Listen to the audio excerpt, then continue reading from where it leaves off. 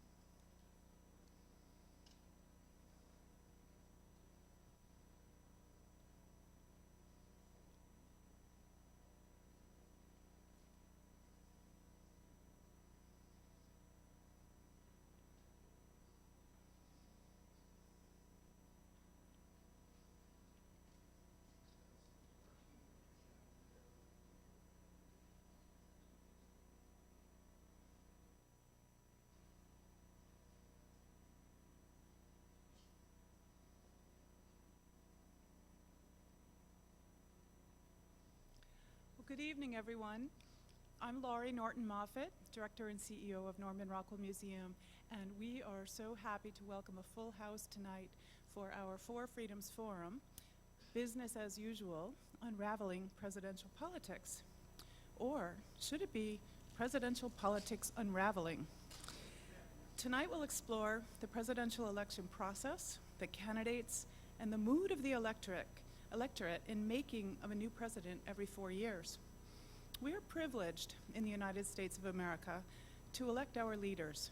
The fathers of our Constitution framed a government which split the powers into 3 branches: the executive, legislative, and judicial.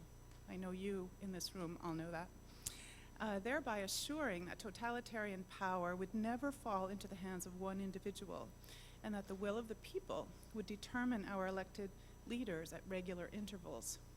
With that privilege comes the responsibility to vote. Personally, I find the presidential election process to be utterly fascinating.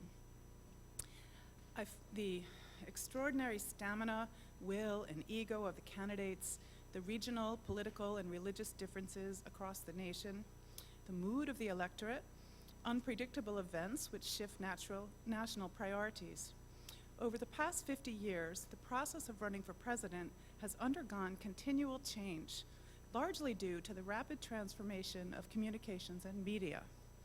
As society and the way we live has evolved, the process of running for office requires new and different talents in our candidates.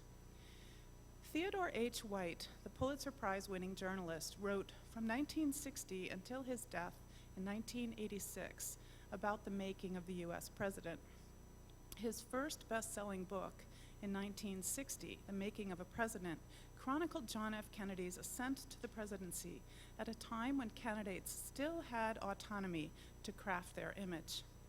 Television had recently become the dominant news media, limited, however, to 3 major networks, with selective news coverage times, and no broadcast during the middle of the night. Remember that? Snow on your TVs? There were no 24/7 news cycles with all information available in real time, and elections had not yet become a form of entertainment. Mr. White created the literary genre. As he put it in his memoirs, he resolved to take the next 2 years to write a book about how a president is made. The idea, he continued, was to follow a campaign from beginning to end. It would be written as a novel is written, with anticipated surprises as one by one early candidates vanish in the primaries until only 2 final jousters struggle for the prize. Moreover, it should be written as a story of a man in trouble, of the leader under the pressure of circumstances. He observed in his memoirs, "I have observed that most men, when elected president, and first sensing that they have it all in their hands, break down and wipe tears from their eyes." It struck him that identities in politics were connected far more to ideas than to ego, he wrote then, and that at the core of every great political identity lay an idea imposed on the leader from his past, which the leader absorbed, changed, and then imposed on the others outside. Jill Abramson, the recent New York Times editor, remarked, "The narrative verve and psychological depth in a classic like Theodore White's Making of the President in 1960 depended to a great extent on behind-the-scenes reporting that in the age of blanket, moment-to-moment coverage had already been digested in real time. That process has evolved quickly. The next major book written about the process of becoming president was by Joe McGinnis, called The Selling of the President, 1968. McGinnis's breakout book was about the story of how Richard Nixon's campaign used savvy media techniques to make a dour, dull, and tired contender into a winning candidate. It was during that campaign that Nixon made his unintentionally hilarious appearance on Laugh-In, the template for later political forays into humor. New York University's Portfolio writes of Joe McGinnis, The Selling of a President in 1968. McGinnis looked at propaganda and its role in American politics through Richard Nixon's media campaign of 1968. It describes how Nixon, in order to sell the public his image of the new Nixon, utilized television propaganda. Nixon knew that he could not rely on the press to give him a positive image. He ends up relying on television segments that he purchased to convey his message. Hour-long segments, which would cost a fortune today. And they get it all for free in the news today. McGinnis looks in detail at each of Nixon's media consultants. These included his speechwriter, William Gavin, his creative director of advertising, Harry Trelevin, and Raymond Price, Nixon's best and most prominent speechwriter. It discusses how each of these people helped craft a media-friendly Nixon. Trelevin, for example, went to work on Nixon's personality and sense of humor.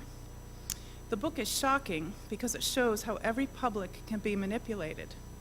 Nixon's campaign was built around television shows where Nixon would answer live questions. McGinnis points out Nixon could get through the campaign with a dozen or so carefully worded responses that would cover all of the problems of America in 1968. The careful grooming of his image caused even Nixon to remark, "It's a shame a man has to use gimmicks like this to get elected." Perhaps McGinnis, who passed away in 2014, would appreciate today's presidential season. "It has all become entertainment," he told the New York Times in 2010. In the 21st century, politics is just another branch of the entertainment industry.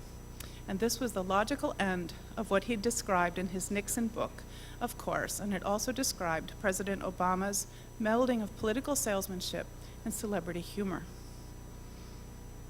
The most recent book in the genre, Game Change, by John Heilman and Mark Halperin, chronicles the 2008 election, which elected our first African-American president.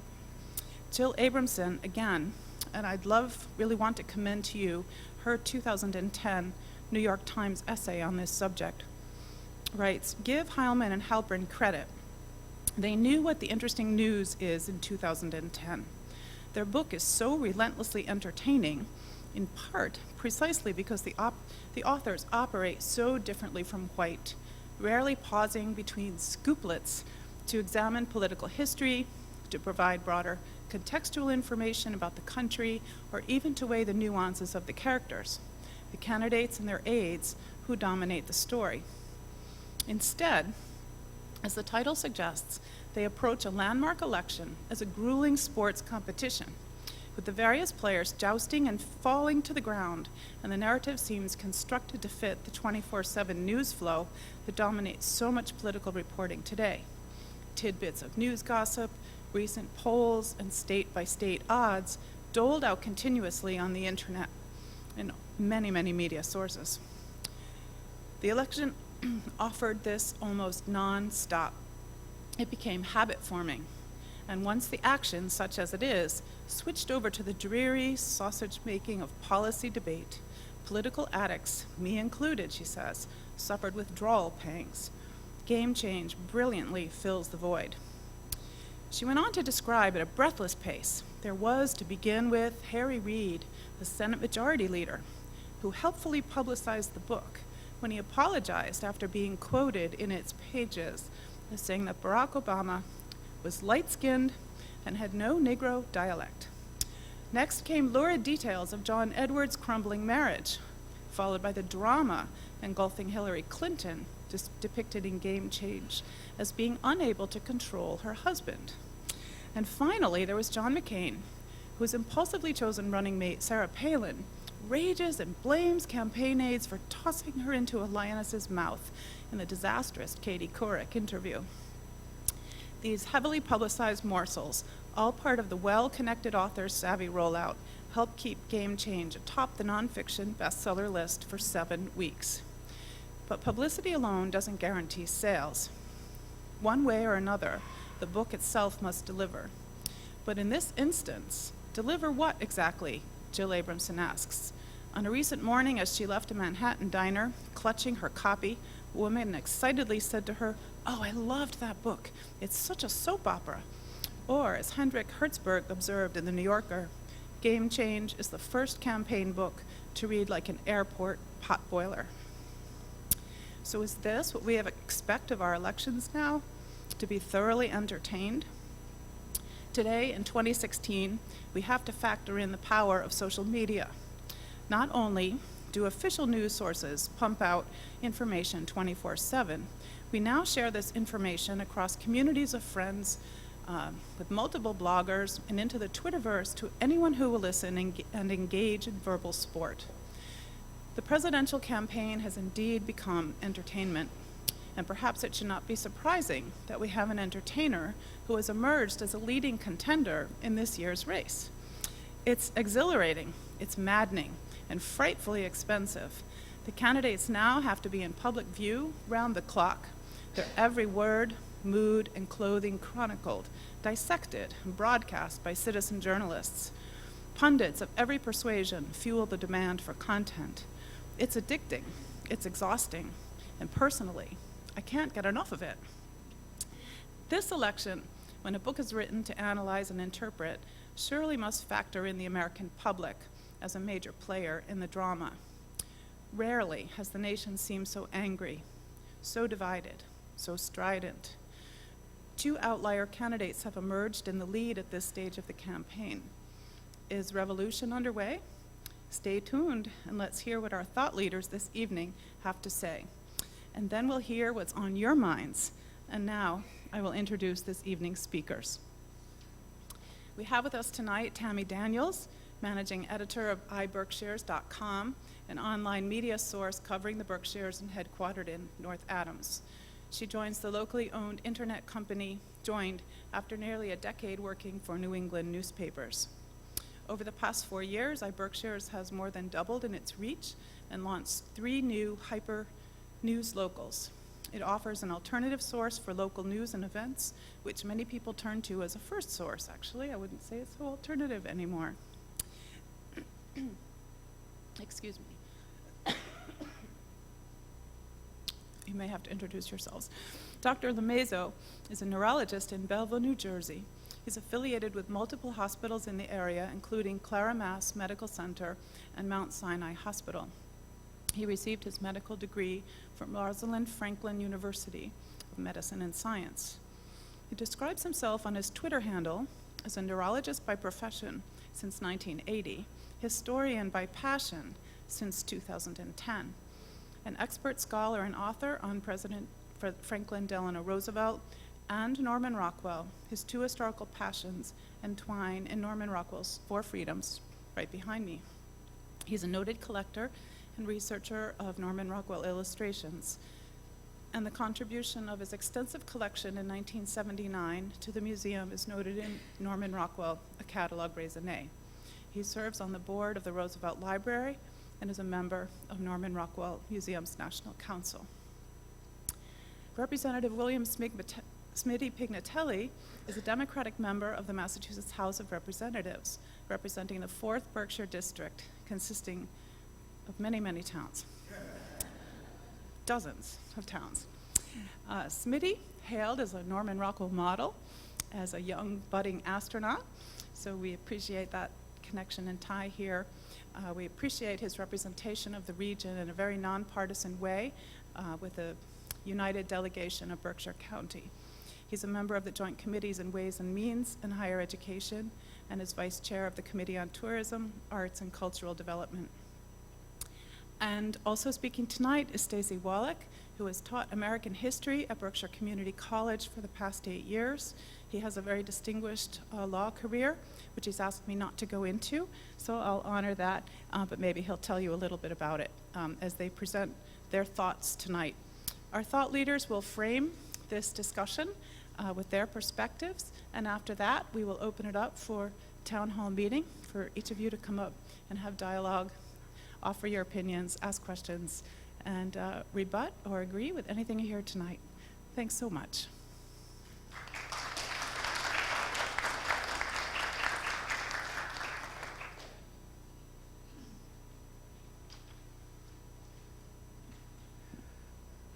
First of all, many thanks to Dr. and Mrs. Stephen Lomazow for sponsoring this. And thanks to Laurie Moffett and Stephanie Plunkett for inviting me to join you all today. And welcome to all of my students. I see many familiar faces, and I'm delighted to see you all here. Many folks of all political persuasions, have been distressed by the increasing coarseness and shrillness of some of our presidential candidates in this election. I'm occasionally distressed too, but as recently pointed out, it's very entertaining.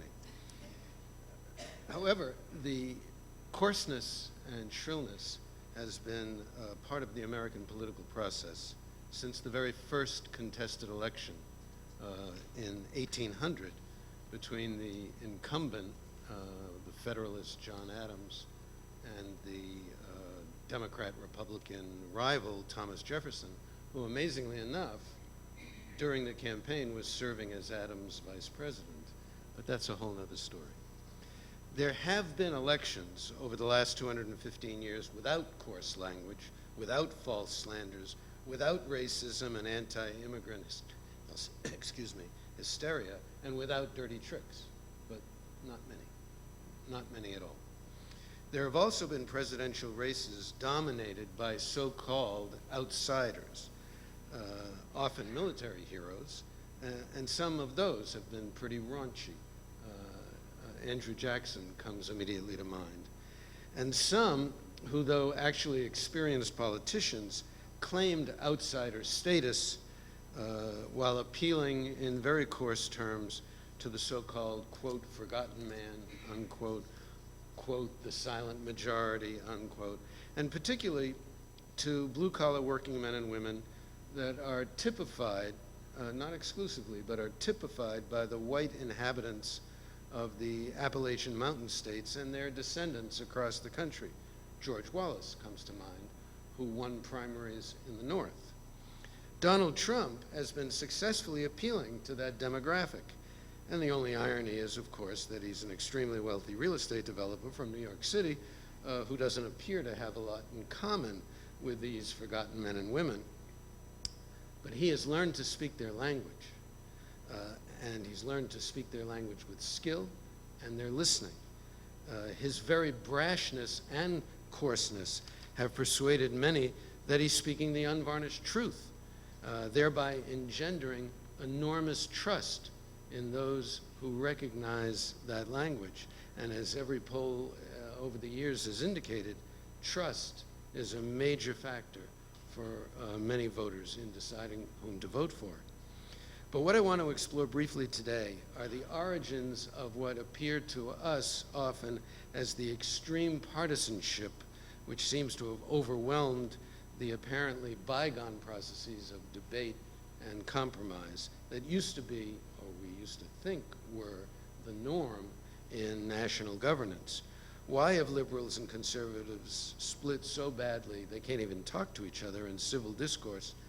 Never mind making the practical backroom deals that actually get governance done.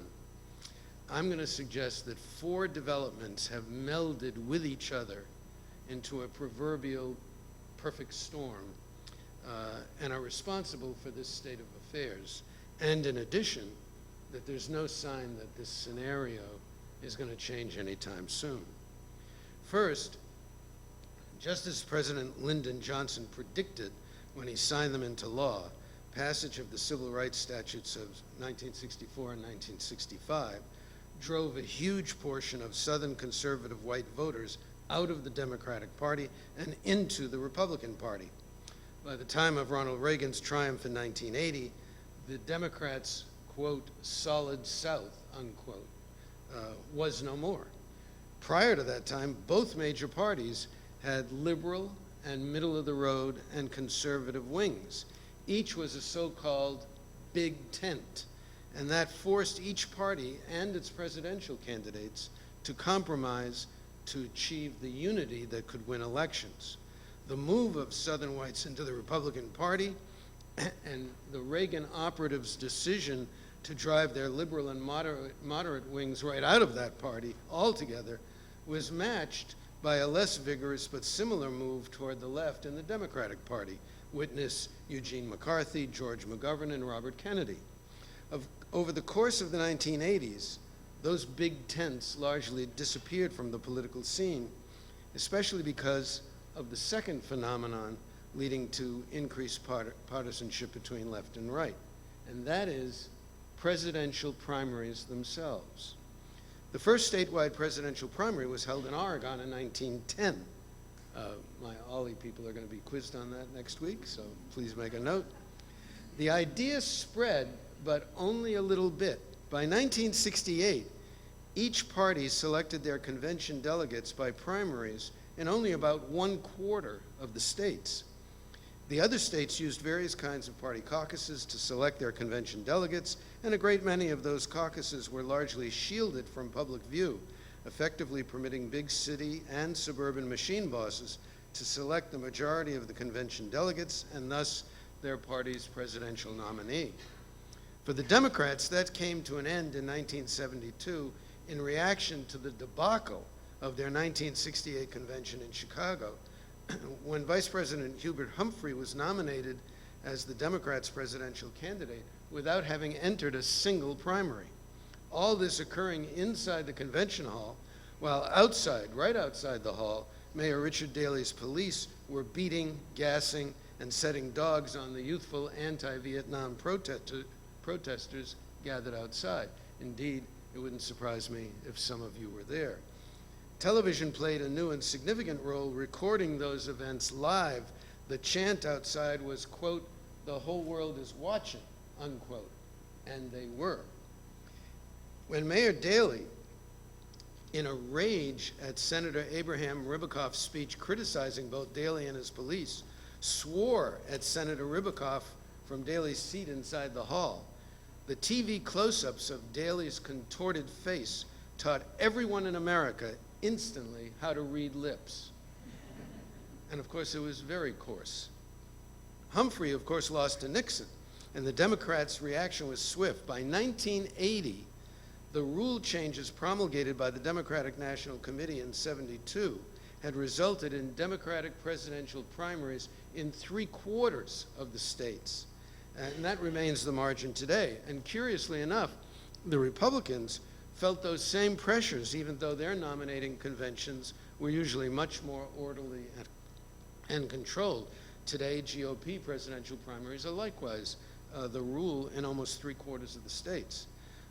Now, here's the key. The goal of this changeover to primaries was to make the process more transparent, more open to all, including a wider diversity of candidates, more democratic, small d, of course. Let the people, not the bosses, choose. But that hasn't been the major effect, in my opinion.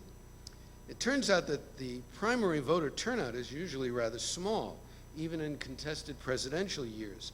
And the voters who do turn out to vote in presidential primaries are a good deal more partisan and ideological than the general voting public, more left-wing in the Democratic primaries and more right-wing in the Republican primaries. For better or for worse, that's who's motivated to go out and vote in presidential primaries. And because of the small voter turnout and the outsized influence that the few early primaries have, big money interests on both the left and the right have seen an opportunity to make their money really count. The big money dollars spent in Iowa, New Hampshire, and South Carolina, for example, can have a real impact on who the presidential nominee will be. Responsive to both the partisan nature of primary voters and to their big money donors, candidates are pushed farther and farther to the left in the Democratic primaries and equally far or farther to the right in the Republican primaries in the candidates' quest to appeal to those partisan primary voters in those early states. Big money isn't just big money anymore. It's huge money. And it's so big that a single billionaire can single-handedly fund a candidate through the early primaries. Naturally, if that big money man or woman has partisan views, and of course they do, so will his or her candidate. Money talks. I don't have to explain that to any of you. Big money interests are found in both parties, for sure, but lately they've been particularly impactful in the Republican Party, funding the loose coalition we call the Tea Party, as well as right-wing talk radio, right-wing think tanks, newspapers, and blogs.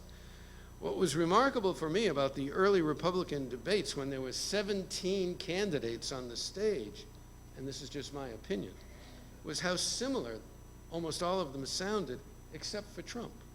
Possibly because they're all funded by a relatively small band of very conservative donors, and they're all appealing to that same relatively small group of partisan primary voters.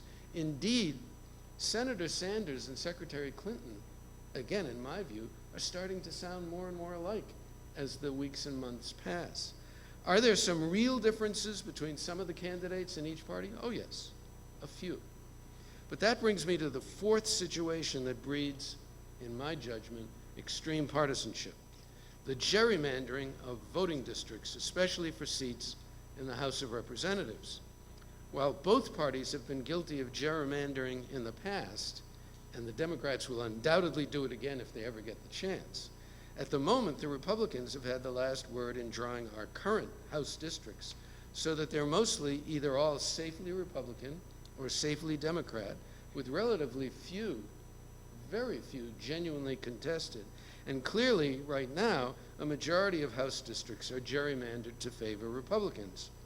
So added to the disappearance of big tent parties, the dominance of political primaries, and the influence of very big money, the gerrymandering suggests to me that partisanship is going to continue and probably get worse for some time to come.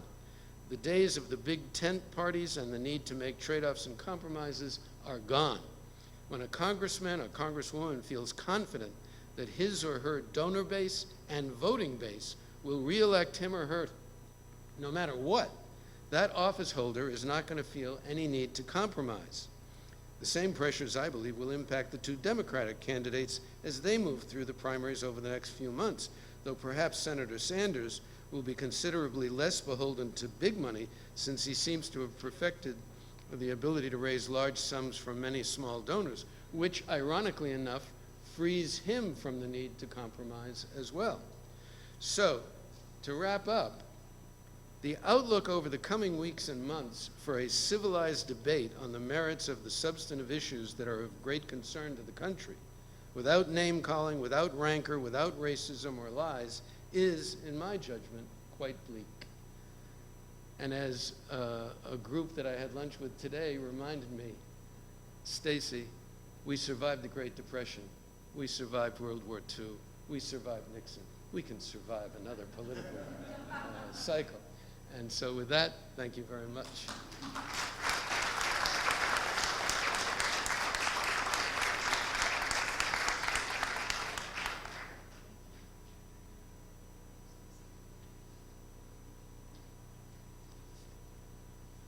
Good evening.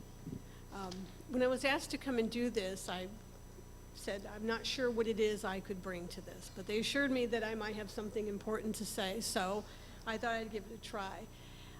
As editor of iBerkshires, we're extremely hyper-local. We look at things that are happening in North Adams and Pittsfield, so we don't tend to have a very broad look.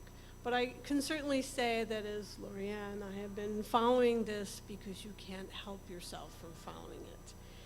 And she said a few things that I think bear repeating. We seem to be at this juncture where reality TV is intersecting with reality.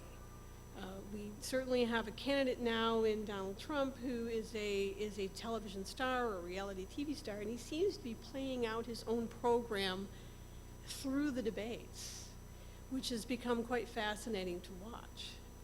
What does that mean for the media trying to cover him? He seems to want to say whatever he wants, and if you try to trip him up, he insists that what he said was correct. So I think it's harder now for media to really cover these types of candidates who are coming out. You talk about the selling of the president. There was a time when I think the press and the politicians had a very close symbiotic relationship. We all know that the media never told anyone in the United States that Franklin Roosevelt couldn't walk. He was in a wheelchair throughout his presidency, and no one knew. But every reporter who worked in the White House knew that. And there was an effort to simply ignore it or to hide it out of respect for the office. We've maybe come the other way around now, where it's become such a sort of battlefield, we're calling these primaries now, between these politicians, that now we're looking for every jab, every right. You know, Twitter has taken over, the blogs have taken over, and we have a period now where you have politicians who are doing a runaround of sort of what we call the lamestream press, right? The ones who are actually trying to pin them down and ask questions, to go to their own outlets, to go to their own television shows, to radio, to Twitter feeds and Facebook, to get their message out in a way where it doesn't have to be questioned. And I think that's one of the things that we really have to worry about as we move forward, is where you're getting your information from, and how good is the quality of it, and are we really pushing these politicians to tell us what they have in mind and what they're thinking. I do a class at MCLA once a semester. I go in and I talk to young journalists who are coming on about online journalism, but a lot of what I'm saying to them now is being careful about where you're getting your news. There are so many sites out there that appear to be legitimate, but as soon as you start looking into them, you find out they're just sort of aggregating whatever it is they feel like. They're not documenting, they're not being authoritative in how they're putting forth their information. And I think that can be taken over in the news, the new news that we have now. You can go on any Facebook. What's the biggest thing on Facebook right now? Memes, right? How many people get memes on their Facebook feeds every day? Does anybody do Facebook? Am I the only one? Okay. I see the craziest things about, and they are about a lot of the presidential politicians we have now. This meme that so-and-so did not vote for someone, did not vote for this bill, this one is against that. And I finally started questioning, where are these coming from, and are any of them true? They're not, but they are shared constantly. There are these little snippets of often incorrect information that are making out, and they are influencing the way I think that a lot of people are looking at presidential politics. You know, Mr. Trump has sort of taken over, and I think he's just such an outsized personality, and he is a disruptor within the Republican Party at this point. You can't get around it. The outliers used to get up their third parties. You know, Teddy Roosevelt would have the Bull Moose Party, we had the Know-Nothings and the Native Americans, and Ross Perot and the crazy aunt in the attic, and they would sort of take over the news feed and people's imaginations about how things could be different. Now we have two outliers, where Bernie Sanders was an independent for years and years before he got on the Democratic ticket. And we have Trump, who was a Democrat at some point and now is a Republican, and they are working from inside of their parties as disruptive forces, sort of forcing these parties to look at what their platforms are and focus on what their needs are. Mr. Trump is actually being attacked by the National Review. If you've ever been on their site, their editorials are just, they're aghast that this man is beating their candidates. So I think we're looking at a whole new way of looking at politics, and I think we have a whole new way that the news is going to have to pressure these people to tell us what they really mean for the American people. And I honestly don't know how we can do that. When you have a Trump who finally came out a few weeks ago and was very nice to say that he wouldn't shoot us if he became president. I mean, this is the kind of, you know, tension that's growing up between the press following him and his campaign. And how can you make that work? And it's not simply with Mr. Trump. I mean, we've seen the president. There's been a lot of discussion about why the president doesn't allow more press in, why he's careful about who he talks to. And he's trying to control, which is, you know, what you kind of expect with the president. They're trying to control their message. But at the same time, he also needs to talk to Fox News, because he needs to get his message out to the people who watch that as well. I think if a politician just tries to say, we're not going to talk to that person, we're only going to talk to that person, you're doing the American people a disfavor, because you're going to become the president of all the people. At the same time, we also have a large number of people, I think, who don't pay attention to the news at all. And they're not paying attention to these primaries, other than maybe something came up on their Twitter or YouTube. You know, if you don't need to watch the debates, you just wait for YouTube, and they'll run the funniest ones, the parts of the debate, or the angriest parts of the debate. So if you watch these little snippets, you're surprised. Why aren't these? You think these people must be in fisticuffs after they come off the stage. Again, it's sort of pushing up the battle lines and the combat, and we use sports metaphors to discuss these things rather than looking at what their actual answers are, because nobody wants to get past 30 seconds. We have a short attention span. I don't know how we move people back into really considering what's happening in our nation, or how we need to hold these politicians to their obligations to provide what they want for our country rather than just slogans. But it's the job of the press to do that. And I see that becoming more and more difficult for them as we move along. I think the other part, too, is that we have a greater and greater number of people who don't even line up along these party lines anymore. I think, we spoke about, you have the outliers, and they're speaking to very small numbers of people. In the primary, they're talking to the angry people. Like 25% of most Americans are independent. They're not enrolled in either party. We're not even sure if they're even watching these debates. We've had so many now. It's almost like a constant noise in the background as these go on. I admit I haven't watched a lot of the debates. It seems like I've seen one. I've almost seen them all. You turn into the Republican debates just to see what Trump says. And he never lets you down. So I don't know where we go from here, other than hoping that the press can continue to be, maybe we need to be more aggressive in how we approach things. Maybe we need to be as aggressive as our candidates have become in forcing them to tell us what to do. But I think the people also have to demand something more than slogans. They can't just say, I'm voting for someone because he said this thing that I thought was great, or I saw him on TV and he seemed nice. I think we really have to do our own research, and we have to make sure that the people who are talking to us now are telling us not what we want to hear, but what they really think the world is about. I'm not sure what else I can say to that, but I did have this one reference when I don't know if anybody's familiar with Isaac Asimov's Foundation series.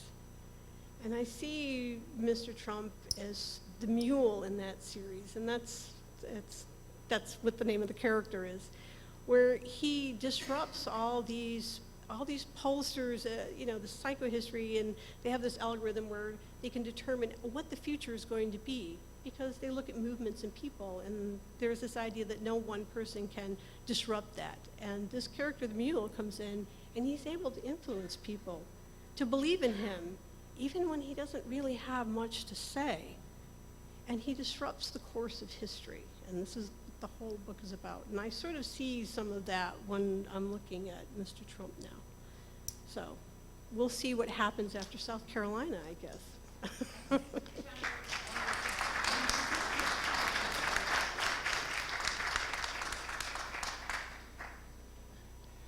Good evening, everybody. I'm privileged to be here today, and I really want to thank Lori and Stephanie for asking me. I'm just a country neurologist. And why am I here? As Leonardo da Vinci said when he was asked, how did he get to be such an authority on all subjects? His answer was succinct and prophetic. He said, when I'm around lawyers, I talk about medicine. When I'm around doctors, I talk about law. Anyway, since this is a Four Freedoms program, I really wanted to talk about the Four Freedoms. I am a trustee of the FDR Library, and I've written a few books about Franklin Roosevelt, and I am an unabashed Roosevelt liberal. President Roosevelt devised the Four Freedoms in 1941 in his State of the Union speech address. remember, that was about the time that the country was in a big amount of trouble from the Japanese and the expansionists, and the Nazis had overrun most of Europe.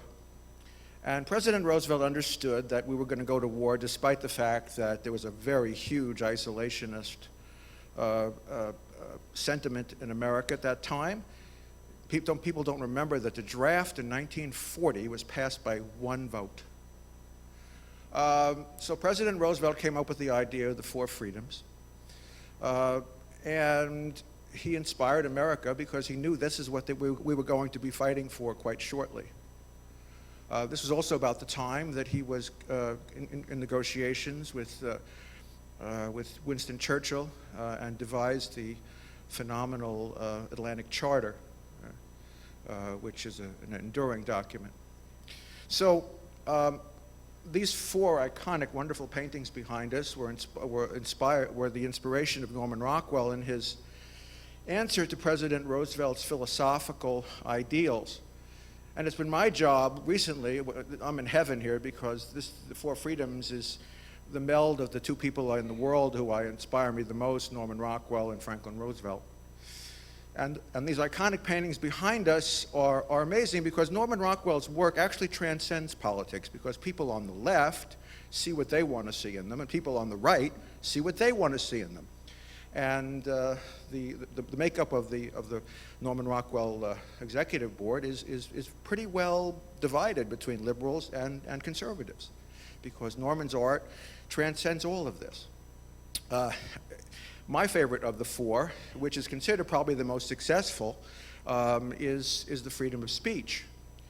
A blue-collar man, gets up at a town meeting in Vermont and is able to make his one voice known. And that's the essence of democracy in America. Of course, most people think that freedom from want is the best of the bunch. From a painterly standpoint, the white on white, and no doubt that Norman Rockwell was the greatest technical illustrator who ever lived. Norman commented on that painting. It was the only time he ever ate the model. So anyway, let me talk briefly about the election.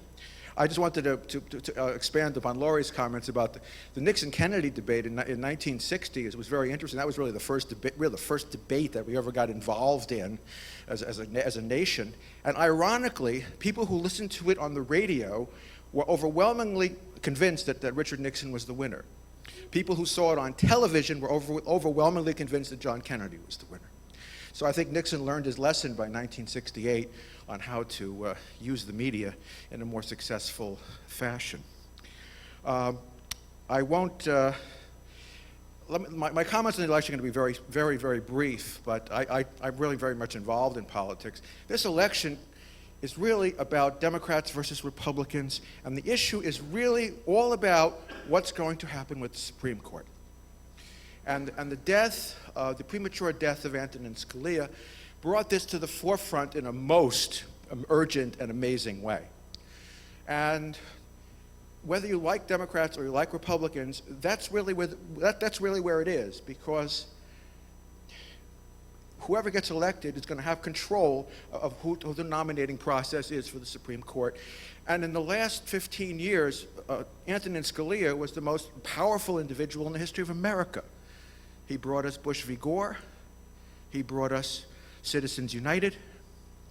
And all of the issues that we see today, now in a 4-4 court, it's the unions, it's abortion, it's every seminal issue to the American psyche. So the election is really not about which Republican wins or which Democrat wins. It's about which party has control over the Supreme Court, because that will set the American agenda for the next generation. As far as my predictions on the elections, well, we're now down to basically 5 candidates.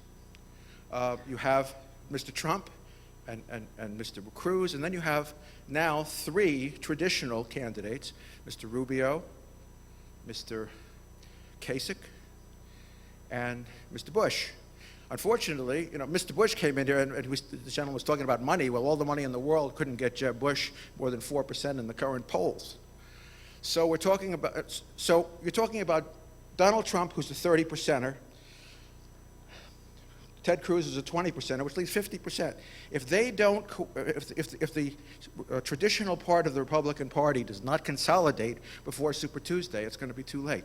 So South Carolina, somebody's going to have to flinch, and the big money is going to wind up going with either Mr. Kasich or Mr. Rubio. And that's the one that they're going to have to support, because if there's 3 of them left, one of those will win, because they're scared to death that if either Trump or Cruz become the candidates, they're going to lose the Senate, and the future is over. So I'll leave you with only one more thing about the 4 freedoms, in that, of course, Donald Trump has his own 4 freedoms. He's redefined them. There's freedom of speech. There's freedom of I'm blocking it all. Freedom from fear. Actually not, because Donald Trump has combined 2 of the freedoms. He's taken freedom from fear and freedom from religion and combined them into freedom to fear religion. I leave you with that, and thank you very much.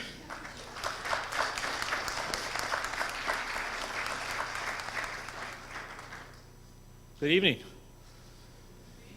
Well, I told Lori and Stephanie, thank you very much for the invitation. I told them both that I was happy to back cleanup until the first 3 people hit home runs.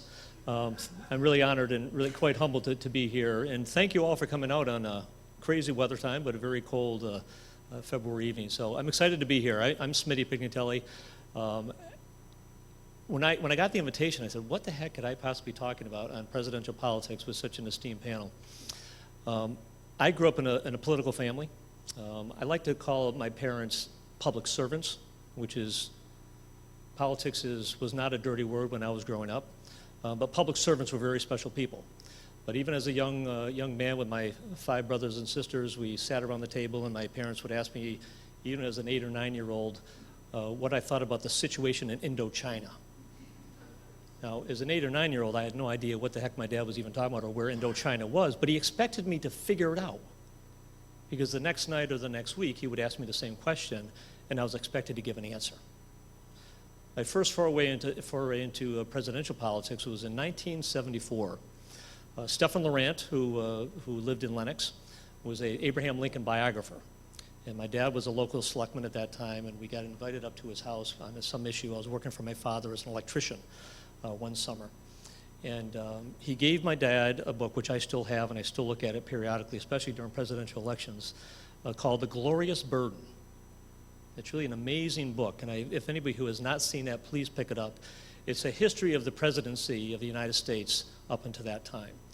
And the part that always jumps out at me is on several presidents, you have year-by-year photographs of the toll that job has taken on people. It's quite alarming. Hopefully not as alarming as me admitting to you today that I'm only 32 years old. But we were up there one day at his house, and he gave my dad this book, and he autographed the book, and he said, it's a glorious day in the Berkshires. The road got fixed, and Nixon resigned, August 9th, 1974. That was my first kind of taste of presidential politics and really what it meant, and me even as a young man, what role I could play in the future of politics. Fast forward to today. You know, we've heard the whole litany about the world of social media. There's a lot of gray hairs here, and I'm glad to see that because I think you'll remember the days when we depended on Walter Cronkite. We had CBS, NBC, ABC. Those were the news channels. We used to have to wait till the 6 or 7 o'clock news to get our news. We had a daily newspaper that was at that time a nighttime newspaper, not a morning newspaper. Now we have 24-hour news cycles. You can pick your poison. Where do you want to get your news from? Twitter, Facebook, 19 cable channels. Based on your political affiliations, you can choose where you're going to get your news from. If you're conservative, you're going to watch Fox. If you're liberal, you're going to watch MSNBC. The list goes on and on. We've almost become tribal in our presidential politics. We tend to gravitate towards the people who are confirming what I already believe in. It scares me a little bit. We're not open to new ideas. We're going to gravitate towards what we already believe. I'm kind of new to this Facebook thing, and I don't know what memes are. I apologize. I'm glad no hands went up. So, excuse me. I'm glad no hands went up because I had no idea what a meme is, and I hope I learned before the end of the night. But I love to go into schools and I talk to young people about what's important to them and are they watching the presidential politics and what are the hot topics that they're concerned about. And they bring up a topic and I go, well, what do you know about it? And they'll tell me what they think and I go, well, where did you read that? And they'll say Twitter. I'm saying, you're getting your news out of 140 characters or less on Twitter, which includes spaces, periods, commas, apostrophes, and 140 characters or less. So I agree with Tammy. I'm not sure if people are actually reading the newspapers any longer. I'll read 2 or 3 newspapers online before I leave my house in the morning. I think I'm old school. So when you look at the presidential politics today and the personalities that are there right now, it's almost become a circus. You know, reality TV, it's not the Kardashians is the #1 reality TV show. It's the Republican debates. They put the Democratic debates on a night and a time that you and I aren't watching. The Republican debates are on a time that we're probably sitting home ready to tune in. Sadly, there's too many Republicans in the field because not one of them is able to tell us enough because we have to have equal time. I like what's going on with the Democrats because we're kind of whittling this thing down. And I think after Super Tuesday, I think the Republicans will start fine-tuning this Republican campaign, and we're going to start getting into some real substantive issues, which is what we should expect and demand. Sound bites don't work. So Donald Trump wants to build a wall, and here we are talking about Donald Trump. We've heard his name many, many times. He's loving this. If he's watching this on YouTube, I'm sure he's loving this. He's talking about building a wall. Some people love that idea. But he's not telling you how he's going to build a wall. He's not telling you where the money's going to come from to build a wall. We took on the Democratic side, we're going to take down the big banks on Wall Street. A lot of people like that idea. But I'm not hearing how they're going to do that, how they're going to sell that, how they're going to convince the hundreds of members of Congress that we're going to be able to do this. There's a lot of people who are afraid of what's going on in the world today. When 9/11 hit, the world and my generation changed forever. For those of you who were here in World War II, you know, it changed for you. 9/11, I can tell you where I was, what I was doing, who I was with at the exact same moment. That was my one moment in my history that I can tell you that. Much like December 7th, 1941. Much like November 22nd, 1963 for my father's generation. It's not about 9/11 any longer. It's not about Afghanistan and Syria and all this distress all around the world. It's San Bernardino, California. It's come home. San Bernardino to LA is like Stockbridge, Massachusetts to Springfield. That's how close it is. And that's why we're all concerned. The leader of this country has got to be somebody that's not a crazy person on either side of the agenda, but someone who's going to put America first to lead this nation of 300 million plus people going forward. People are afraid. I talked to a young guy today. He says, you know, when I was growing up, a young guy, he's 50 years old, so he's younger than I am, but he said, you know, when we were younger, he says, you know, you worked hard, you saved money, and maybe you could put an addition on your house or put a swimming pool in. Now people are working hard, and they're not saving money. They're not able to save money because we still can't handle the healthcare costs.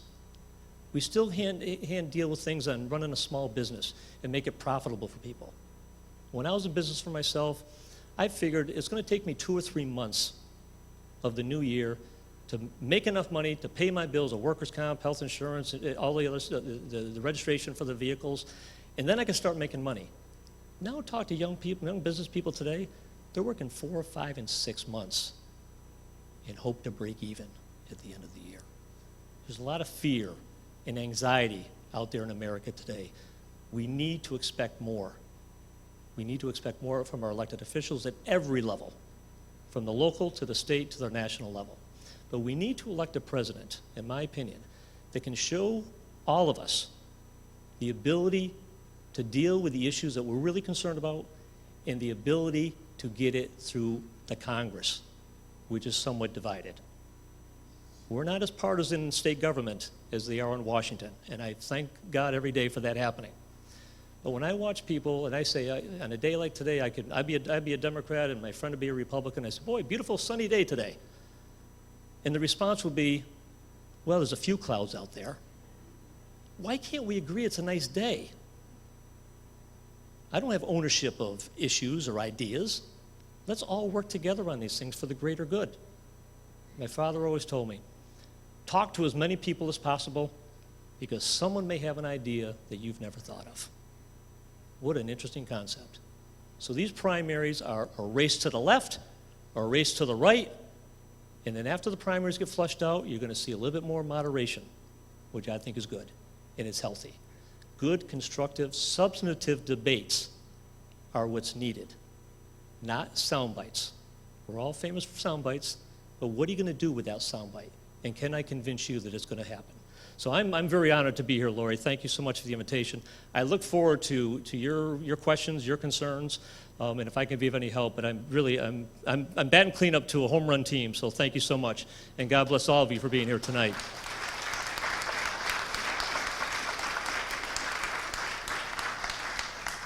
Smitty, I think we'd like to run you for president. Thank you for those thoughtful, really intelligent thought leader background pieces framing this discussion. And I'm sure many of you are eager now to speak. What we do now is open the mic, and I'll move this out a little bit, and we invite you to come up and you can ask a question, you can make a statement, you can rebut something you've heard, you can ask for more information, whatever is on your minds. And all we ask is that you say your name and where you live. And now, be happy to invite someone to the mic. Thank you.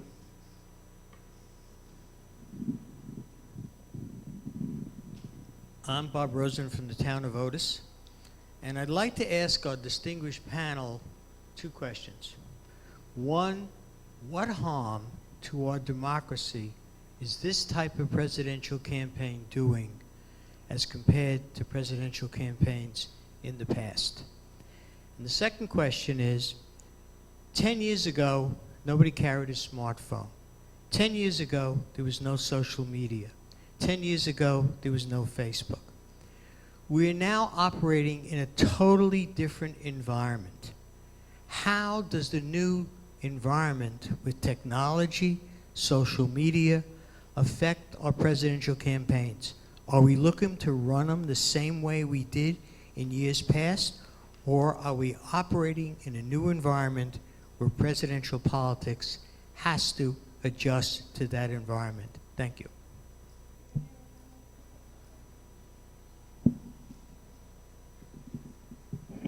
I'll take a stab. That's an awesome question, and I think it's changing. Social media and these smartphones, which we all have, I think have dumbed us down. It's become a global economy. Everything that's going on right now, I'm sure there's probably people in Europe watching us on YouTube. You know, I don't think it's good for the presidential debate. I saw this happen years ago in politics. There again, I grew up in a family where, you know, I like to shake your hand, look you in the eye, and say, I'd love to have your vote. Tip O'Neill said all politics is local. I don't need to do that anymore. I can reach thousands of people on Facebook. I can reach thousands of people on Twitter. And now, and I saw it change in 2006, when Deval Patrick, he perfected raising money online. That was unheard of locally prior to 2006. I was one of those guys that I wanted to have a fundraiser and have people show up, and now I don't have to have you show up. I'll just give you a website to look at, a PayPal account, and it's done. We're losing the personal connection. I think that's the disconnect that we have with politicians at every level. And so I think the world is looking on us very strangely at this point. We've always been a leader, but in this global economy, they're saying, what's going on in America? There's that fear, there's trepidation, there's concern, and the politics is really turning goofy. You know, I'm one of those guys where my father always told me 2 things. My father told me a lot of things, but when you march in a parade, never ride in a car. If you're too lazy to walk in a parade, you're too lazy to work for the people. And always wear a jacket and tie. Now we have presidential candidates who don't wear a tie, who are on late night TV. They're trying to humanize each other, but we're diminishing the role of the presidency of the United States, I think, on a global scale. So I'm very concerned about that. But I think it's here, it's changed, it's not going to get any better. We're going to have to learn to adapt to it, and how politicians adapt to it. I might be the dinosaur that I still want to shake your hand, look in the eye, and ask you for your vote. But I think this new age politician is happy to just do the blast of email, Twitter, Facebook. And that's how they're going to get elected, and that's what's changing. We've seen it change already in Massachusetts, and we're going to start seeing it change here locally in Berkshire County.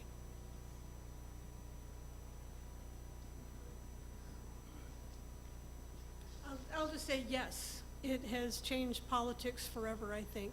When we look back, President Obama was probably one of the first social media presidents. I think we can call him that. He perfected the idea of exactly what Representative Pignatelli said about being able to raise money online. He raised millions of dollars online by having a website and a PayPal account. He had one of the first Facebooks, right? I follow the White House on Facebook. I follow the White House on Twitter. I follow the White House on Flickr. I follow the governor of Massachusetts on Flickr and their Facebook and their Twitter feeds. They can. I think that's right. They're not only bypassing, the idea of shaking your hand and looking you in the face, they're also bypassing the press by getting out their message even prior to when a reporter can ask them a question. Reporters ask questions on Twitter now. And I think one of the most telling things is one of the most popular Twitter feeds right now is Bernie Sanders, because he tweets the Republican debates. That ought to tell you something about how social media is changing the way political candidates are operating in America. So is social media changing? Yes. Has media in the past changed America? Absolutely. Television, John Kennedy. He wouldn't have been elected without his fancy face on television. He adapted and he got elected. Franklin Roosevelt was, even with the Depression in 1932, was by no means a shoo-in. He was not even a first ballot winner. What he did discover is another social media that for the first time was being used that President Hoover never did, radio. So what did FDR do? The fireside chat. And with the fireside chat and adapting and becoming the first radio president, becoming his social media to the American people, he changed America and became the president for 12 years. So absolutely, we must adapt to what happens in our social media, to television, to radio, to the internet.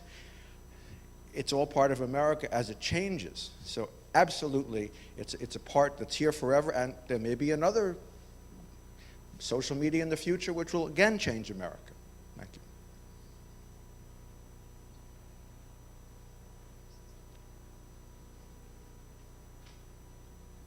I need to lean on something, but my voice carries. Well, we're broadcasting this. Okay, thank you. Ellen Mary D'Agostino, Town of Lee, former New Yorker. Representative Pignatelli, you have proposed a bill in the legislature protecting the inherent dignity of people who are homeless, embodying a spark of the divine that gives all human beings their dignity. Representative Pignatelli, I am close to people who are homeless, and knowing how deep wounds are in many human beings, as this lady reminded us, how will this bill be implemented to bring about the dignity of the many human beings who survive to struggle each day? I thank that gentleman there for reminding us we got through the World War, we got through the Holocaust, we got through so much by the blessing of God in this country. God bless America.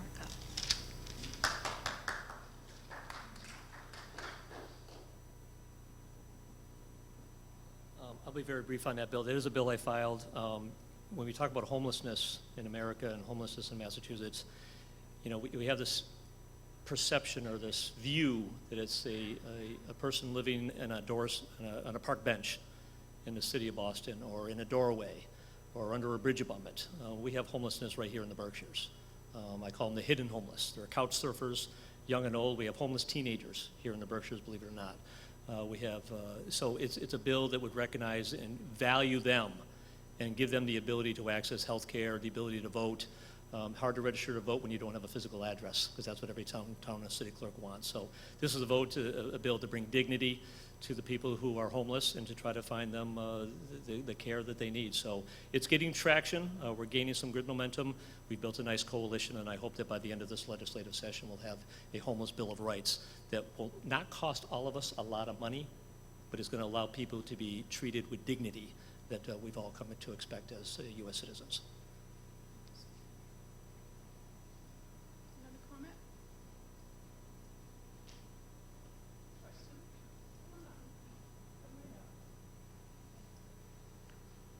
I'm Rachel Branch. I'm from North Adams, and I'll take off on Tip O'Neill, and I think that all local politics is global, and I am not going to live in fear.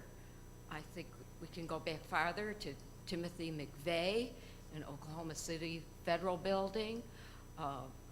Things are going to happen. I also was at Shaw Air Force Base when John Kennedy was assassinated. I lived in Tripoli, Libya for 2 years and got caught in the Arab-Israeli war. I think it's very important for American citizens to say, we are not going to live in fear, and listen to the fear baiting and believe that we have to live in fear. I'm one person. Everybody has a gift here. It does matter who we elect, but I think it matters most important what we do on the local level, how we volunteer our time, how we use our time, what we stand up for, and let that ripple up from the local to the state to the federal. And hopefully the vote matters in a presidential election. It's very hard for me to feel like it does. I think we need term limits. I think we need to get rid of the Electoral College. I think we need to get the money out of politics, and those are battles that each and every one of us need to fight.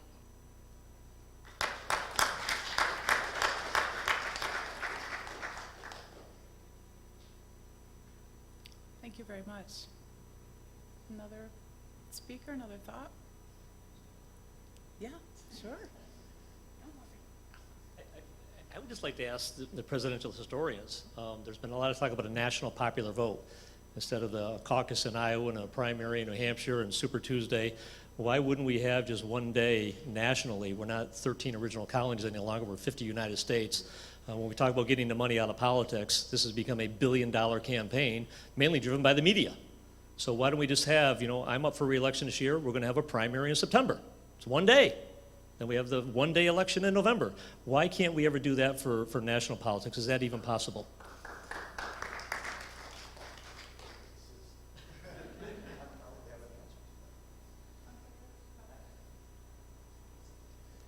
It's a very good question. First of all, it would be a lot less entertaining. Second of all, there are vested interests, people who make money off the political process, a lot of money. Third of all, and this is the part that I struggle with, my gut says, we really ought to explore that. It's got to be better than this system. But what I've learned, for myself, is over my life is the law of unintended consequences. Look at the people who fought so very hard to create the primary system as it exists today. They were certain that it would be a huge improvement over the prior system where political bosses essentially chose the nominees. And it hasn't really turned out anywhere near the way they thought. I've also become a huge believer in Murphy's Law, that what can go wrong will go wrong sooner or later, usually sooner. I don't think that it's so necessary to change the structure as it is to change our educational system, where we have huge portions of our children across America being badly educated or not educated at all. The founders of this country believed that the republic would not function without an educated electorate, and we don't have an educated electorate.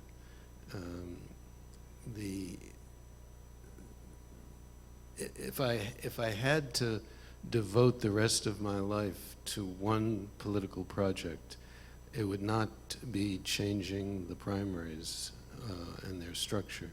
It would be trying to persuade Americans that all of their children be well educated.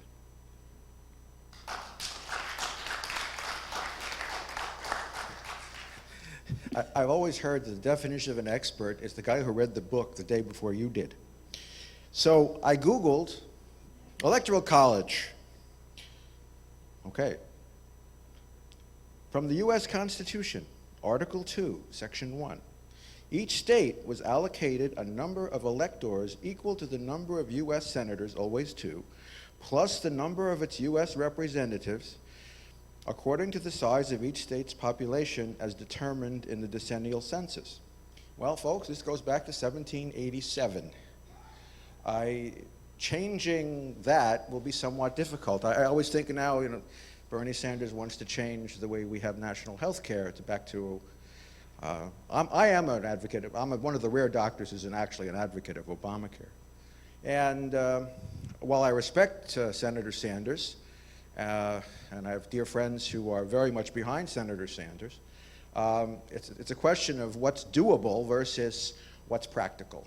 And in Obamacare, we have a basis for a start towards universal health care.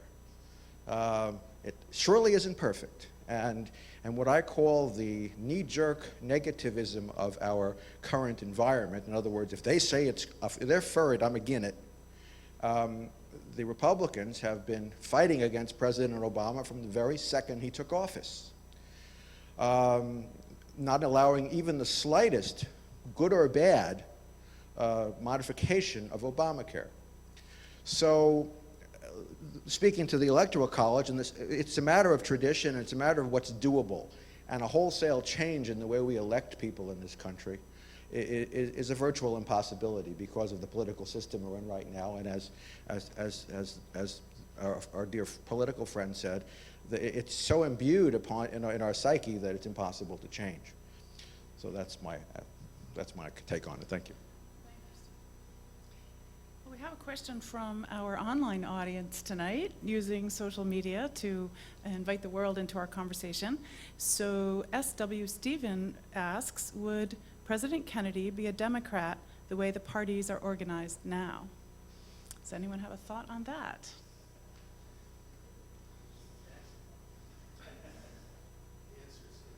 Okay. The answer is yes. Okay. Did we have another question? I think somebody was maybe about to get up. Oh, please. Go right ahead, Steve. I recently had to look this up for a class I've been teaching, so some of you have already heard this. Amending the Constitution to change the Electoral College, I think to many of you probably sounds like a gargantuan and perhaps impossible task. But actually, when there is a groundswell of opinion across America to amend the Constitution, it can happen with amazing rapidity. The average time for an amendment to be ratified, that is, from the time that the Congress passes it and sends it out to the states to be ratified by 3/4 of the states, the average time for all of the amendments we've had, 27 or 28, I forget, is about a year. But some of them have passed with amazing speed. And that happened recently, during the end of the Vietnam War, when there was a movement to lower the voting age from 21 to 18. From the time Congress passed it and sent it to the states to when the last state necessary for the 3/4 ratified it, 3 months. 3 months. So when the American people get behind something, big change can happen. And it's happened either 27 or 28 times over the last 200 years. It's going to happen again. So I'm not pessimistic in that sense, but I am nervous about structural changes. All right, I thought we'd have a little social media education moment here, especially for Smitty, to tell you what a meme is. Okay. Oh, she knew what they are. She brought it up. Okay. How many of you are on social media? Facebook? Twitter? Other? Quite a few of you. So, you know the little boxes that come up in your news feed? They look like postcards, and they have a quote in them, and sometimes a funny graphic, maybe a little drawing like an old-fashioned postcard, or maybe a photograph of a contemporary candidate, and then they make a statement, and it looks very official because it's all designed, published, and it looks like somebody is speaking the truth. But the truth is, people create these all day long, and they push them out into their social media feeds, and then they get repeated and propagated and shared all over until nobody knows really what's true or not true unless you take the time to go look up an original source and check if some vote was factual or some quote was really attributed to the person that's it's being said. I know you know what these are. You have your own, right? Yes, come on up.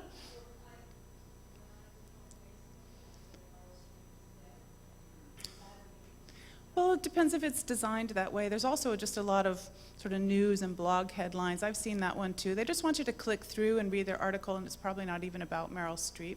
That's just an attention-grabbing headline. I've seen that. It's an old-fashioned word, garbage. Yeah. No, but I think celebrities today are so used to so many falsehoods being said about them. Do we have another question, a statement? Come on up. Thank you.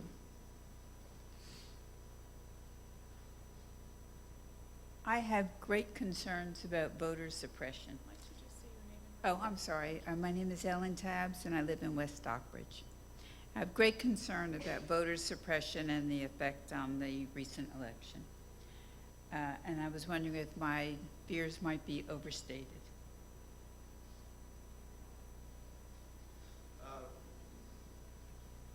My opinion is that they're not. Democracy, the four freedoms are about freedom of speech and freedom of expression. The more freedom we have, the more democracy we have in America, the better it works.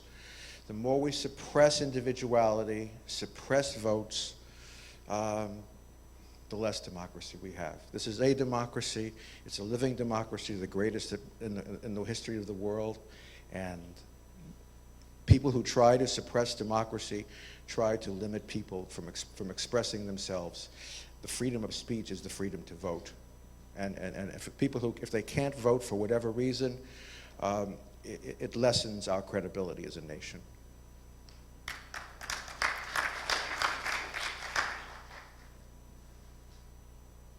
Other thoughts? Anyone like to pose a question, make a statement? You want to say who you're voting for? I knew that wasn't going to get an answer.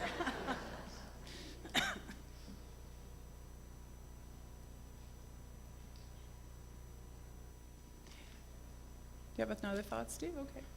I'd like to open up the floor to see we'll take a poll here, okay? How many people think that President Obama should name a nominee to the Supreme Court? And did anybody read the New York Times article that one of the people on the short list is a young lady from, not so young lady, from Massachusetts, Elizabeth Warren, is on the short list to be a nominee. Another one is another woman from Illinois who has very close ties to Senator Grassley from Iowa, who happens to be the head of the nominating committee of the Senate. in direct opposition to Senator McConnell. It's going to be a lot of fun the next couple of months. So we have another online question from Matt Geo11, and Matt, presuming he is a he, asks, is cynicism in politics healthy or toxic? Smitty?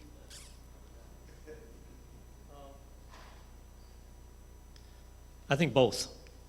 I think, very few people like myself are crazy enough to kind of put our world out there and open it up for criticism at every level. Our families are now engaged in this critique. They're again growing up. When my father was running, it was about him. It was about his issues and what he stood for. Now it's about, it's family life, or it's his or her candidates. They were a divorced person, or their son or daughter got in trouble, or I'm a full disclosure, I got kicked out of French class in 9th grade by my own mother, no less. But I like to put it out there. So I think cynicism is good to a point, but we can't be scaring people off. I think because of the scrutiny that I think we all go under, I think these jobs are not as attractive as they once were. The pay is not great. The scrutiny is intense. And I think good quality people are staying out of public life. So we end up with a JV team running for office. And I look at some members of our Congress, and I'm thinking, we got the JV team running because of all the things that I've said. So I think, we're all ready to lay it all out there, kind of throw it at me, see how I withstand the barrage. But I think it can hurt the process as well, and I think it has hurt the process here in America. I think it's hurting at the local level as well. If I ran as a selectman and I was afraid that I was going to get sued for some decision I made, and I'm making $0 or $1,000 a year, why would I want to put myself or my family or my business on the line to get sued over a decision I try to make at the local level? So I think it's hurting the process at every level, and because of that, we're ending up with the JV team. I came in with an all-star team in the Berkshire delegation, and now our great state senator, Ben Downing, decided to get out, and it appears that nobody wants to run for this job. Every other member of the Berkshire delegation has said, no, I don't want to be in the state Senate. What message is that sending? People who are in the arena don't want to further their impact in the arena. I think it's sending a big, powerful message in a negative way.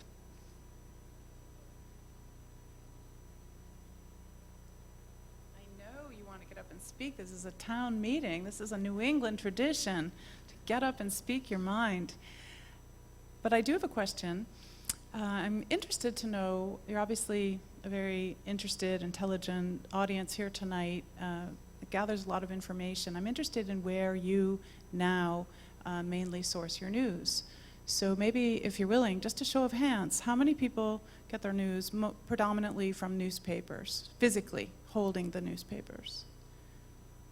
I would say that's 3/4, 2/3 of the room. How many people read their newspapers online? About the other third to half of the room. How many people use television as a source of their news? Maybe half? Main source, yes. Or, well, I said a source, but I guess I should have said main source. It sounds like it's an additional source of information for most of you. Public radio or radio? In this area, that's pretty big in our community. What have I left out? All right, who's following their Twitter feed thinking those news sources are accurate? That was a joke. However, I do source a lot of news on my Twitter feed by having the New York Times and the Boston Globe and the Wall Street Journal all posting what they're talking about all day, so I get a lot of headlines that way, except I'm much more of a Facebook user than Twitter. I don't have time to follow that news feed all day long. So it is interesting. I think generationally, actually, we're seeing changes and shifts in where people are gathering their information. And I also think what Tammy was talking about, I guess I'll call them micro news sites, but I think you had another name for them, hyperlocal. There's a lot of, especially in our rural communities now, some really, really fine journalism happening on a local community level where some of the most in-depth reporting is happening in these hyperlocal sites, or the Berkshire Edge, which comes out of southern Berkshire County, And there might be just one in-depth article a day, and then a lot of interesting, important local news or obituaries, but some really good in-depth reporting happening. So there's a lot of shift in where information can be coming from. Please, come on back up.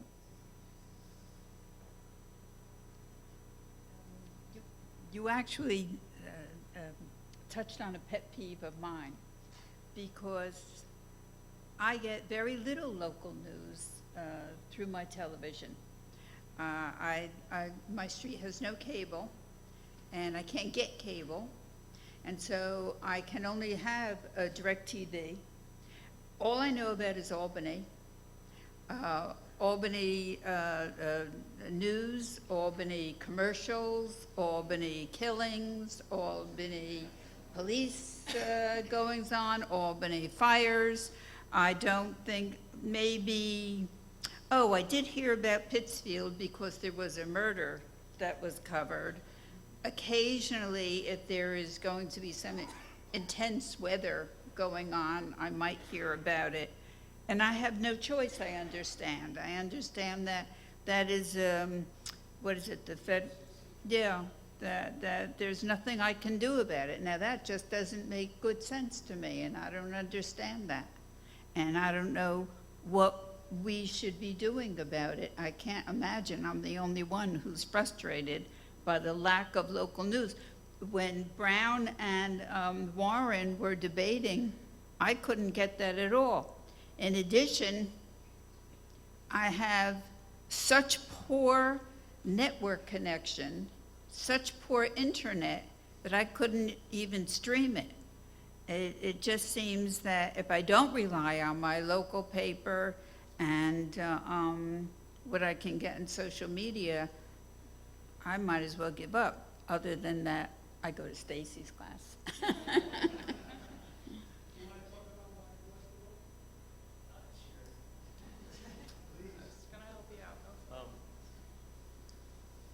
I want to recognize Gene DeLea. And here we're talking about presidential politics, but the godfather of Democratic politics in the Berkshires, Gene DeLea, he should have been on this panel because he's worked on so many presidential campaigns across the country and a dear friend of the Kennedys for all those years. And one of the questions that was asked was would John F. Kennedy be a Democrat today? And I think the collective answer was yes, because I think he believed that government and good politicians, good public servants could do good things for people. So I think, but Gene, it's great to have you here as well, and he's quite my historian. Oh. So no texting and driving, but you can YouTube and drive, I guess. But to answer your question about the lack of broadband connectivity, I always say that Bill Gates said that this would be the decade of velocity because the technology was changing so quickly. He said that in 2000. So we in the Berkshires, there were 33 unserved communities in Massachusetts, 0 broadband capabilities. 14 of them were in Berkshire County. Here we are in 2016. We missed the first decade. And we're on the verge of missing the second decade of the 2000s because we haven't kept up with the technology. The state has spent a lot of money. The federal government, we leveraged about $75 million from the federal government to invest in this broadband. It's time to light it up. So Wired West was a consortium of, I think, 44 communities. As a former county commissioner, there's been no topic that we were able to pull together 44 communities better than what Wired West has done, in my opinion, about last mile broadband. It's time to get it done.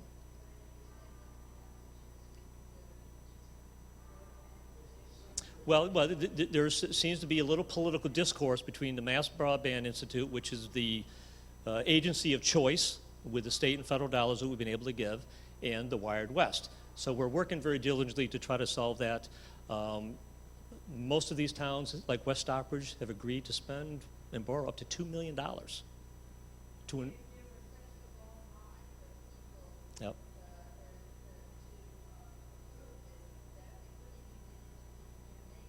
Yeah.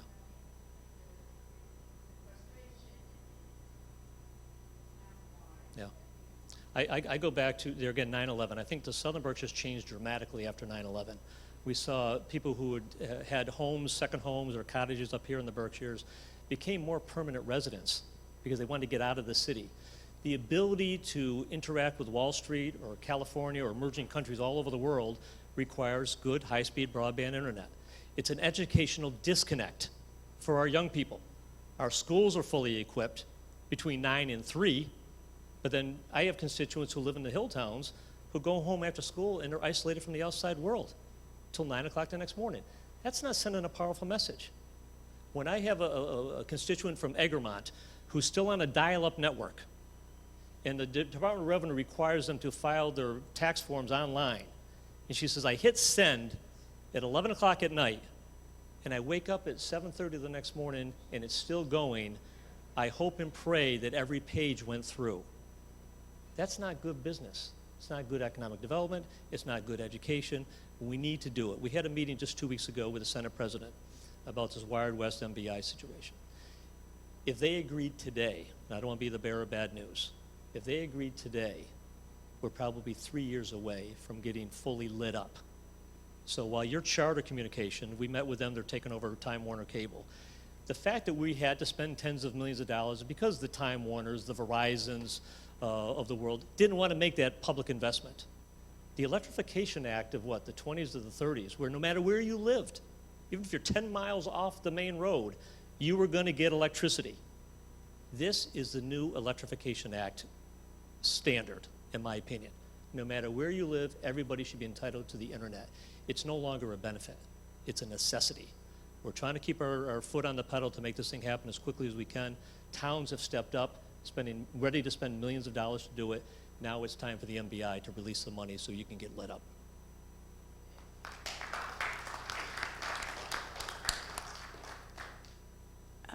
Please come on up. We're just going to take 2 more comments. We've hit 7 o'clock, and we promised you we'd be done. This is on the broadband issue. I live in the town of Otis, and I am very active in an organization called the Otis Citizens for Connectivity. Otis, as Smitty knows, has decided to go it alone without the Wired West paradigm. But in today's Eagle, there was an article in which the governor has put the entire broadband project on pause. And the reason he's put it on pause is because the governor's concerned that the small communities are not going to be able to afford this. And even though they passed their financing and they passed their Proposition 2.5, they're not going to be able to get the financing in the bond market. How does the state intend to address this issue to get this project moving? One of the things that's interesting is the technology is there. They put in the middle mile in my community. What's bogging this down is the politics and the bureaucracy. And the question is, all of us here say it's as important as electricity. So why can't the state take a more active role in pulling this together instead of letting the director of MBI resign? This whole thing right now is dead in the water unless the public sees some movement by the governor and the legislature. I think you are seeing action, and the director of the MBI wasn't forced to resign. He chose to resign. Ironically, he's going to run for state representative. Why for the world, to the life of me, he wants to do that is beyond anybody's guess. The Department of Local Services to the governor's office is very concerned that some of the smaller towns, even though they've passed bond authorizations, won't be able to get bonded. Some of these small towns that I represent have never bonded anything in their life. So there's some concern that if they default on their bonds, who's going to be responsible for it? So I think that I've talked to the director of the Division of Local Services, and I think we're going to see this expedited quite quickly. I think what you and Tyringham did was probably a good idea, a good model to collaborate. You don't need to have Wired West to do it. Some towns want to do it. Some of you want to do it on your own. I don't care how you do it. Let's get it done. But some small towns' inability or appearance of an inability to actually bond money and get a reasonable interest rate is what we have to convince this new administration about, and that's what we're trying to do. Well, it's 7 o'clock. You've been in a wonderful, attentive audience. Now the questions come, as always happens. The courage takes an hour and a half to build. I could take one more question. I do have a closing thought I want to leave everybody with, but would you like to come to the mic? Thanks. My name is Nicholas. I'm visiting from California, and my parents here in Great Barrington. And no doubt all of us are educated, care very much about the political process, and will be voting. But I'd like to know your opinion on what can be done by the powers that be to encourage the rest of our fellow citizens who don't vote, who don't think it's going to make a difference, who are too focused on trying to make a living, trying to do whatever they're doing, to really pay attention to the political process. And we all as a democratic country are missing out by not getting everyone's opinion. I'd be curious to know what you think can and should be done. Thank you. That's a great question, and I hope we hear from you other folks as well. I had a meeting with Secretary Bill Galvin, Secretary of State, just 2 weeks ago, and he developed an online voter registration system just a few months ago.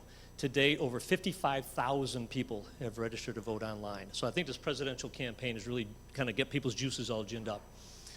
On the day that I met with him, he said just yesterday we had over 5,000 people. So I think people are engaged. They are getting involved because of this presidential politics. But what's going to happen if their candidate doesn't make it to the next round? Are we going to get disjointed, disengaged? I think we have to have an opportunity to keep them involved. My dad brought me to the town hall to register to vote on my 18th birthday. I don't think I've missed an election ever since. But how do we get people involved? We heard about lowering the voting age from 21 down to 18. But yet 18 to 24 is the largest demographic void of non-registered voters, never mind non-voters, anywhere in America. So there's been a disconnect. Young people are getting excited about this campaign for whatever reason. I think we know the reason. But there's fear and there's anger and there's concern out there. But how do we keep them involved? We talked about, there was one issue where one vote made a difference. I won my first election, first selectman, by 46 votes. The largest voter turnout in Lenox in 20 years prior to that. I went into the town hall the next morning and I went through the voters list and checked off names of people that I felt I could count on who failed to show up. And I stopped at 46. One of them was my cousin. And I've never let him forget that either. So these people who say my vote doesn't matter, it does. Every single vote matters. And we have to believe that. And if we only can do that if we show up. Now, the polls are open 12 to 14 hours a day. You know, I can see sometime in my life probably online voting, the way technology is changing, which scares me a little bit right now, but in the future, maybe that's the future. Voting is in our living room, clicking a number on a TV. You know, I think that possibility is there, and that realistic opportunity may arise. But the fact that how much more can we do to take 5 minutes out of your day to go flip a switch or fill in a dot? We can't make it any simpler. You look at that primary up in New Hampshire. It looked like a foreign country voting for the very first time. The lines that went on for hundreds and hundreds of feet, thousands of people waiting in line, traffic jams, people exercising their right to vote, and a primary in New Hampshire in February. So people, when they get engaged, they get excited, they can make a difference, but we need to convince them they can make a difference. Every vote matters. Believe me, I'm living proof. My predecessor, who served 20 years in the legislature, won by 6 votes. 6 votes. Does anybody remember who he beat? I do. I know the guy that I beat by 46 votes, and so doesn't he. And so doesn't his family that maybe failed to show up that day. So exercise your right. It's a privilege. It's a gift. Let's not take it for granted. Thank you, Smitty. Well, we'd like to leave you with a closing announcement. Tomorrow we have a wonderful program continuing on the theme of President's Week. And the renowned national political illustrator Steve Brodner is going to be speaking here at 2 p.m. And I'd like to invite our Deputy Director and Chief Curator to pose a question to you, because I think it's very relevant to our mission, and it's yet another way that we take in information. Hi, everybody. I'd love to thank our speakers. What a wonderful conversation, and all of you as well. My name is Stephanie Plunkett. I work here at the museum. And we are a museum of illustration art. We're a museum that focuses on art that has been published for the masses and has gone out in many, many imprints, which has really given it its profound impact. And I'm wondering how many of you feel as though you are influenced by images in one way or another? Yes? In what way? Anybody want to talk about that for a minute? What kinds of images influence you? And where do you see them? Yes. Political cartoons, absolutely. So we'll hope you'll come out tomorrow to see Steve Brodner. They're very, very, very powerful. Yep. Thank you, everybody. Oh, yes. Please, Mary. Do you want to come? Thank you. The image for today that I was thinking about was Bill de Blasio's tweet of a pastrami sandwich as a response to Jeb Bush's gun for This Is America.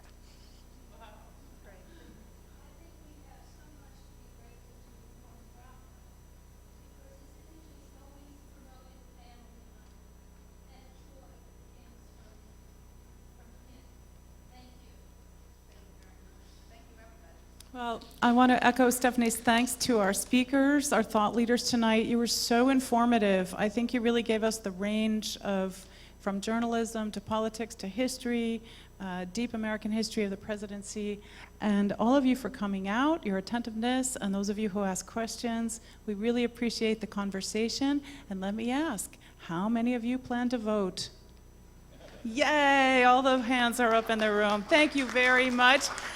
We do have a reception in the lobby, and we hope that you'll join us for refreshments. Come on up, sure. May I tell you just one funny story? Go for it. About voting?